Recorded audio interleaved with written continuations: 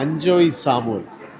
അഞ്ജോയ് Samuel എന്നെ സംബന്ധിച്ച് എൻ്റെ കലാപ്രവർത്തന കാലത്തെ ഏറ്റവും എൻ്റെ കൂടെ ചേർന്ന് നിന്ന് ഒരുമിച്ച് ഒരു പായിൽ കിടന്നുറങ്ങി ഒരുമിച്ച് ഭക്ഷണം കഴിച്ച് ഈ കേരളത്തിൽ ഞങ്ങൾ പോകാത്ത ഇടങ്ങളില്ല എന്നുള്ളതാണ്. കേരളത്തിന് പുറത്തുമൊക്കെ ആയിട്ട് വർഷങ്ങളോളം ഞാനൊരു 2004 കാലഘട്ടം പറയുന്നത്, 2004 2005 കാലഘട്ടമാണ്.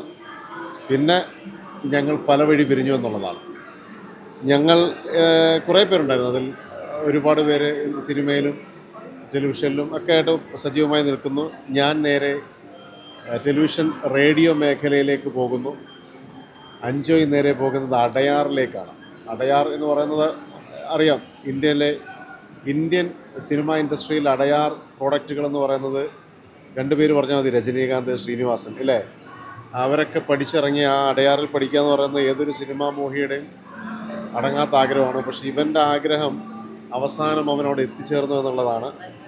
അന്നൊക്കെ ഇവൻ പറയുന്ന കഥകൾ കേട്ടിട്ട് അല്ലെങ്കിൽ അനുഭവങ്ങൾ കേട്ടിട്ട് സത്യം പറഞ്ഞാൽ ഇവന് പ്രാന്താണ് വരെ പറഞ്ഞിട്ടുണ്ട്. അതായത് പറയുന്നുണ്ട്. ഞാൻ ഇത്രയും ഒരു ഇൻട്രൊഡക്ഷൻ പറഞ്ഞു വരുന്നതല്ല, ഇവന് വട്ട ഇവിടെ നിന്നൂടെ എന്ന് പറയും. കാരണം ഇവൻ പറയുന്നത് ഇവൻ കിടന്നുറങ്ങിയ സ്ഥലം, അതായത് എന്താണ്, മത്തി കൂട്ടി വെക്കുന്ന പോലെ കിടന്നുറങ്ങുന്ന ഒരു അവസ്ഥയാണ്. കാരണം അത്ര പ്രയാസവും ദാരിദ്ര്യമൊക്കെ. പക്ഷെ അവിടുന്ന് ആ അടയാറി പഠിച്ച് പിന്നീട് തമിഴ് സിനിമ ഇൻഡസ്ട്രിയിൽ 2008 വന്നു. ഏതാണ്ട് 10-15 സിനിമയ്ക്ക് അസോസിയേറ്റ് ക്യാമറാമാനായി, അസിസ്റ്റൻറ്റ് ക്യാമറാമാനായി. ഇപ്പതാ അങ്കമാൾ എന്ന ഇന്ത്യയിൽ നിന്നും ഒരു സിനിമ ലോകത്തിൻ്റെ പല ഭാഗങ്ങളിൽ ഏറ്റവും മികച്ച പുരസ്കാരങ്ങൾ നേടി ഇതാ കേരളത്തിൽ ഭാവന തിയേറ്റേഴ്സാണ് റിലീസ് ചെയ്യുന്നത്. ആ സിനിമയുടെ ക്യാമറാമാൻ, ഇൻഡിവിജ്വൽ ക്യാമറാമാനായി ആദ്യം അഞ്ജോയ് ചെയ്യുന്ന സിനിമയാണ് അങ്കമാൾ എന്ന ഇത്രയും ചർച്ച ചെയ്യപ്പെട്ട ഒരു സിനിമ. അതിൻ്റെ പ്രൊഡ്യൂസർ ഭാഗം കൂടി അഞ്ജോയ് കൈകാര്യം ചെയ്തിട്ടുണ്ട്. അഞ്ജോയ് മോനെ എന്താ പറയേണ്ടത്? Thank you. കാരണം അത്രയേറെ ഒരുമിച്ച് കിടന്നുറങ്ങിയ ഞാനിവനും എൻ്റെ കാഴ്ചയിൽ പോലും ഞങ്ങൾ ഏതാണ്ട് ഒരേപോലെ സിമിലാരിറ്റി ഉള്ളതുകൊണ്ട് ക്യാരക്ടറുകളൊക്കെ ഉണ്ടാക്കിയിട്ടുണ്ട്. അങ്ങനെ ക്യാരക്ടർ ഉണ്ടായിട്ടുണ്ട്. ഞാൻ മോഹൻലാലിൻ്റെ ശബ്ദം അനുകരിക്കുമ്പോൾ ഇവൻ പഞ്ചാഗ്നിയിലെ ലാലേട്ടൻ്റെ കഥാപാത്രമായി വരുന്നൊക്കെ ഒരുപാട് അനുഭവങ്ങൾ സ്റ്റേജിലും ടി വിയിലും ഒക്കെ ആയിട്ട് പറയാൻ. അതെ, ഒരുപാട് അനുഭവങ്ങൾ. നിയാസിനെ പറ്റി പറയുകയാണെങ്കിൽ കലാരംഗത്ത് എൻ്റെ ഇരട്ട സഹോദരനാണെന്നാണ് പൊതുവെ പറയുന്നത്. ലുക്ക് കൊണ്ട് ആ ലുക്ക് കൊണ്ട് നമ്മൾ ഒരു സിമിലർ ആയിട്ടുള്ള ക്യാരക്ടറുകൾ ഉണ്ടാക്കിയിട്ടുണ്ട് സ്റ്റേജിൽ, അല്ലേ? അയ്യോ, സ്റ്റേജ് അനുഭവങ്ങളൊക്കെ ഒരുപാട് ഒരു പറയാനാണ് കടൽ പോലെ അനുഭവങ്ങളുണ്ട്. അതെ. ഇപ്പം അത് പറയേണ്ട അല്ലേ? അല്ല, പക്ഷേ എനിക്ക് നമ്മളെ ഒരു ലക്ഷ്യം അത് ഏത് തന്നെയാണെങ്കിലും, ഇപ്പം എനിക്കിപ്പം റേഡിയോ ചാനൽ അങ്ങനെയൊക്കെയുള്ള ലക്ഷ്യങ്ങളും ആഗ്രഹങ്ങളും ആണെങ്കിൽ ഞാൻ ആ റൂട്ടിൽ പോയി, ആ വഴി പോയി. നമുക്കുള്ള ആഗ്രഹങ്ങളൊക്കെ നമ്മൾ പല വഴിയിൽ അത് നേടിയെടുത്തു. പല വലിയ പല പ്ലാറ്റ്ഫോമിൻ്റെ ഭാഗമാകാൻ സാധിച്ചു. പക്ഷേ ഇവൻ്റെത്, അഞ്ജോയുടേത് അങ്ങനെ എല്ലാവരും പെട്ടെന്ന് ധൈര്യത്തോടു കൂടി ഇറങ്ങിത്തിരിക്കുന്ന ഒരു കാര്യമല്ല. ഒരു ക്യാമറാമാൻ ആകുക എന്ന് പറയുമ്പോൾ സ്വാഭാവികമായിട്ട് ഇന്നൊക്കെ ക്യാമറാമാൻ എന്നൊക്കെ പറയുന്നത് പ്രത്യേകിച്ച് എല്ലാവരും ക്യാമറാമാൻ വരാം. പക്ഷേ ഈ ഡിജിറ്റൽ എറ വന്നപ്പോൾ കുറച്ച് എളുപ്പമായി. നമ്മൾ ഫിലിമിൽ തുടങ്ങിയതാണ്. അതെ, അതും അടയാറിൽ പഠിച്ചിട്ടുള്ള അടയാർ പ്രോഡക്റ്റ്. ഇവൻ അടയാർ പ്രോഡക്റ്റ് എന്ന് പറയുന്നിടത്താണ് ഇതിൻ്റെ വാല്യൂ എന്ന് പറയുന്നത്. അതാണ് ഏറ്റവും വലിയ സംഭവം. ഈ അങ്കമാൾ സിനിമ നിങ്ങൾ കാണണം. ഇതൊരു ശ്രമമാണ് ഈ സിനിമ. ഇത് പെരുമാൾ മുരുകൻ്റെ അദ്ദേഹം 97 എഴുതിയ കോടിത്തുണി എന്ന ചെറുകഥയാണ്. അത് ഡെവലപ്പ് ചെയ്ത വെർഷനാണ് ഈ സിനിമ. ഇത് വലിയ താരനിരയൊന്നുമില്ലാത്ത ഒരു കുഞ്ഞു സിനിമയാണ്. പക്ഷെ തിയേറ്ററിക്കലി നമ്മൾ കൺസീവ് ചെയ്തിരിക്കുന്ന ഒരു സിനിമയാണ്. അതുപോലെ ഈ സിനിമ മലയാളികളുടെ ഇത്രയും കോൺട്രിബ്യൂഷൻ ഉള്ള ഒരു തമിഴ് സിനിമ. എനിക്ക് തോന്നുന്നു 90% മലയാളികളാണ് ഇതിൻ്റെ സംവിധാനം, നിർമ്മാണം, ക്യാമറ എല്ലാം. അപ്പോൾ ഇവരുടെ നിർമ്മാണ സഹകരണത്തിൽ ഇവരുടെ എനിക്ക് തോന്നുന്നു ഏറ്റവും വലിയ ബാക്ക് ബോൺ എന്ന് പറയുന്നത് ഷംസുദ്ദീൻ ഖാലിദ്. അതെ, ഷംസാണ് ഇതിൻ്റെ കോ പ്രൊഡ്യൂസർ. ഷംസാണ് ഇതിൻ്റെ ബാക്ക് ബോൺ. ഷംസ് ഇല്ലായിരുന്നെങ്കിൽ ഈ സിനിമ പോലെ ഒരു പക്ഷേ നമുക്ക് പൂർത്തിയാക്കാൻ പറ്റില്ല. ഷംസ് എന്ന് വെച്ചാൽ അതുപോലെയാണ് ഷംസ് നമ്മുടെ കൂടെ. ഷംസ് ശരിക്കും ഒരു സിനിമാക്കാരനോ അല്ലെങ്കിൽ സിനിമയിൽ ആദ്യമായിട്ട് വരെ ബിസിനസ്സുകാരാണ്. അതെ, ഷംസ് പക്ഷേ തന്ന സപ്പോർട്ട് എന്ന് പറഞ്ഞാൽ ഒരു സാധാരണ ഒരു പ്രൊഡ്യൂസർ അല്ലെങ്കിൽ ഒരു ഫണ്ട് ചെയ്യുന്ന ഒരാൾ തരുന്ന സപ്പോർട്ടല്ല ഷംസ് നമ്മൾ എവിടെയൊക്കെ ആപത്തിൽ പോയി വീഴുമ്പോഴും അവിടുന്ന് വലിച്ചുകൊണ്ടിരുന്ന ഒരു കൈയായിരുന്നു ഷംസ്. അതുപോലെ അനു എബ്രഹാം, ഖത്തർ പെയിൻസിന്റെ ഷംസ്, പിന്നെ ഇവരുടെയൊക്കെ എല്ലാ നിലയിലുമുള്ള ഇവരോടൊപ്പം ചേർന്ന് നിന്നിട്ടുള്ള ഒരുപാട് പേരുണ്ട്. ഫിറോസ് അവന്റെ സത്യം പറഞ്ഞാൽ അവനെ കാണുമ്പോൾ എനിക്ക് സത്യം പറഞ്ഞ വിഷമം തോന്നി. കാരണം ഫിറോസ് എടുത്ത എഫേർട്ടും ഭയങ്കര വലുതാണ്. കാരണം ഫിറോസ് ഞാനിങ്ങനെ ഒരു പടം ചേട്ടാ നമുക്കിത് ചെയ്യാം, ഞങ്ങൾ ഒരു രാത്രിയിൽ എൻ്റെ വീടിൻ്റെ മുകളിൽ നിന്നിട്ട് നമ്മൾ പ്ലാൻ ചെയ്യുകയാണ് നമുക്കിത് ചെയ്യാം. കാരണം നമ്മൾ ഒരുപാട് പ്രൊഡ്യൂസർമാരെയൊക്കെ കണ്ട് ഇത് ചെയ്യണമെന്ന് പറയുമ്പോൾ ഇതെല്ലാവർക്കും ഒരു ആർട്ടിസ്റ്റ് അല്ലെങ്കിൽ ഒരു ആർട്ടിസ്റ്റിക് പടം എന്ന് പറയുമ്പോൾ അങ്ങനെ അങ്ങോട്ട് വരത്തില്ലല്ലോ. അപ്പോൾ ആർക്കും ഇത് അല്ലെങ്കിൽ ഇത് വിജയിക്കില്ല അങ്ങനെയൊക്കെയുള്ള കാര്യങ്ങളിൽ അങ്ങനെ മാറിപ്പോകുമ്പോൾ നമ്മളൊരു ദിവസം വൈകിട്ട് തീരുമാനം എടുക്കുകയാണ്, എടാ നമുക്കിത് ചെയ്യാം. അപ്പോൾ അത് പറഞ്ഞ ഉടനെ ഫിറോസ് അതിനകത്ത് കയറി ഹുക്കായെന്നുള്ളതാണ്. കാരണം ഫിറോസ് ഇത് വായിച്ചിട്ടുണ്ട്, ഞാൻ ഈ കഥ കൊടുത്തിട്ട് വായിച്ചിട്ടുണ്ട്. അപ്പോൾ ഹുക്കായി. ആ ഫിറോസ് അവിടെ ഹുക്കായതിൽ നിന്നാണ് ഈ പ്രോജക്റ്റ് തന്നെ ഓണാകുന്നത്. അങ്കമാൾ എന്ന സിനിമ കഴിഞ്ഞ 2024 തിരുവനന്തപുരം രാജ്യാന്തര ഫിലിം ഫെസ്റ്റിവലാണ് ഞാൻ കാണുന്നത്.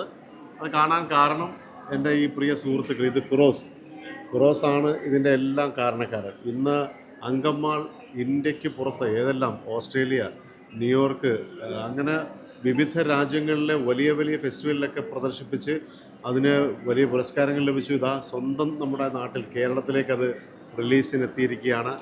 ഭാവന സ്റ്റുഡിയോ അത് റിലീസ് ചെയ്ത് വലിയ രീതിയിൽ ചർച്ച ചെയ്യുമ്പം അതിന് ആ സിനിമ ഉണ്ടാകാൻ കാരണക്കാരനായിട്ടുള്ള ഫിറോസാണ്. എൻ്റെ കൂടെ നിൽക്കുന്നത് എൻ്റെ പ്രിയ സഹോദരൻ കരുനാഗപ്പള്ളി വവ്വാക്കാവിൽ നിന്ന്.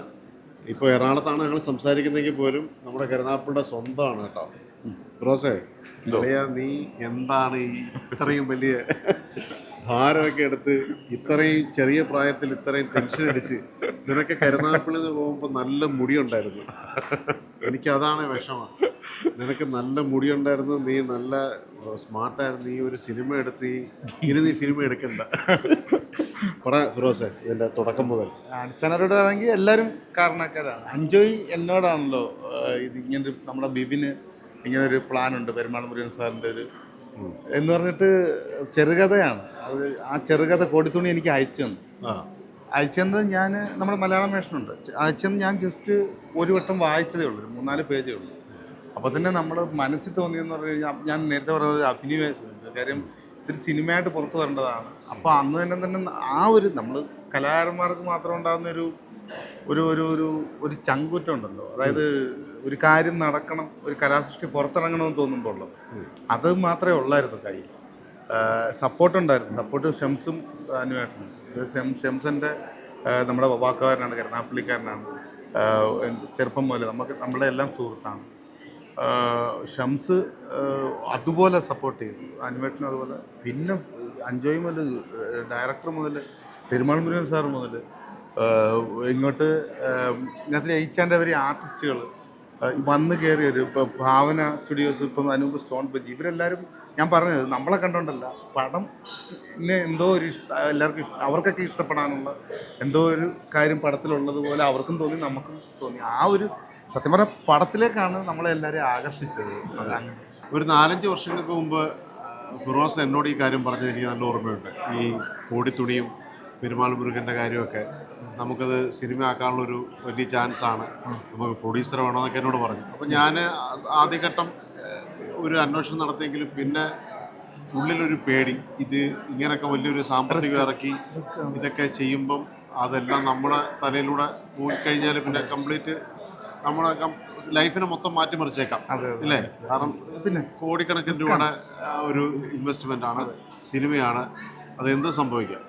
ഞാൻ പറഞ്ഞൊരു കാര്യം ഞാൻ പറയുകയാണെങ്കിൽ, പ്രൊഡ്യൂസർ ആവാൻ വേണ്ടി അല്ലെന്ന് അറിയാം. ഞാൻ ഒരു പ്രൊഡ്യൂസർ ആയതിൻ്റെ പിന്നിലെ കാര്യമാണ്. ഞാൻ നേരത്തെ തമാശയ്ക്ക് പറഞ്ഞിട്ടുണ്ട്, ഞങ്ങൾ ജന്മനാ പ്രൊഡ്യൂസർമാരല്ല, സാഹചര്യവും സമൂഹവുമാണ് നമ്മളെ പ്രൊഡ്യൂസറാക്കി. അങ്ങനെ അതിൻ്റെ കാരണം എന്ന് പറഞ്ഞു കഴിഞ്ഞാൽ, ഒരു കലാസൃഷ്ടി പുറത്തു വരുത്താൻ വേണ്ടിയിട്ട് നമ്മൾ ആദ്യം ഒരു പുറത്തുനിന്ന് പ്രൊഡക്ഷൻ നോക്കി, ഒരുപാട് അലഞ്ഞു. അതിനുശേഷം ഇത് ഈ പറഞ്ഞ ടൈമിങ്ങിൽ ഓടി നടക്കില്ലെന്ന് മനസ്സിലായപ്പോഴത്തേക്ക് എടുത്ത റിസ്ക്കാണ് ഇത് പ്രൊഡക്ഷൻ. കാര്യം ഇത് പുറത്തു വരണം എന്നുള്ള തന്നെയിൽ എന്തെങ്കിലുമൊക്കെ ചെയ്യണമല്ലോ നമ്മൾ ഈ അതെ. അപ്പം ഇതിൻ്റെ ഇതുവരെയുള്ള പുരസ്കാരങ്ങൾ അതൊക്കെ മലയാള ഒരു ഇൻഡസ്ട്രിയിൽ, തമിഴ് ഇൻഡസ്ട്രിയിലാണെങ്കിലോ ഇന്ത്യൻ സിനിമ ഇൻഡസ്ട്രിയിൽ അത്യപൂർവമായിട്ടുള്ള ഒരുപാട് നേട്ടങ്ങൾ അങ്കമാൾ നേടിയെടുത്തു. ഇപ്പോൾ കേരളത്തിൽ ജനുവരി മാസം അത് റിലീസായി. ഇനി ആ സിനിമ കാണുക എന്നുള്ളതാണ് അല്ലേ? അതെ അതെ അതെ അതെ അതെ. അതുകൊണ്ട് എല്ലാവരുടെ പറയാനുള്ളത് നമ്മുടെ ഒരു മലയാളികളാണ് ഇതിൻ്റെ പിന്നണിയിൽ പ്രവർത്തിച്ചതിൽ, അതായത് പ്രധാനപ്പെട്ട എല്ലാവരും മലയാളികളാണ്. തമിഴ് ആർട്ടിസ്റ്റുകളാണ്, പക്ക തമിഴ് പടമാണ്. അവിടുത്തെ കൾച്ചർ നമ്മൾ മാക്സിമം അവിടെ പോയി താമസിച്ച് അവിടെ കൃഷി ചെയ്ത് ആ പാടം ഉണ്ടാക്കി അവിടെ വീടിൻ്റെ അങ്ങനെ ഒരുപാട് കാര്യങ്ങൾ കുറേ നാൾ നമ്മളവിടെ താമസിച്ച് ചെയ്തിട്ടുണ്ട്. അതെല്ലാം കണ്ട് അനുഗ്രഹിക്കണം മറ്റുള്ളവരോടും, അല്ലേ? പറഞ്ഞ് തീർച്ചയായും കുറച്ചുകൂടെ ആൾക്കാർ നമ്മളുടെ ഈ എഫർട്ടിനെ ഇഷ്ടപ്പെടുന്നവരും മാനിക്കുന്നവരും ഉണ്ട്. ഇപ്പം നിയാസിനെ പോലെ അതുപോലെ ഒരുപാട് പേരുണ്ടെങ്കിൽ നമ്മൾ പിന്നെയും മുമ്പോട്ട് പോകാൻ ഒരുപാട് പ്രചോദനമുണ്ട്. അതെ, എന്തായാലും OTT അടക്കമുള്ള പ്ലാറ്റ്ഫോമുകളിൽ വലിയ പ്രചാരം ഇതിനോടകം നേടിക്കഴിഞ്ഞിനി അത് ഏത് പ്ലാറ്റ്ഫോമിൽ വരും, ലോകമെമ്പാടും അതെങ്ങനെ കാണാമെന്നുള്ളതൊക്കെ നമുക്ക് അറിയിക്കാം അല്ലേ? അതെ അതെ.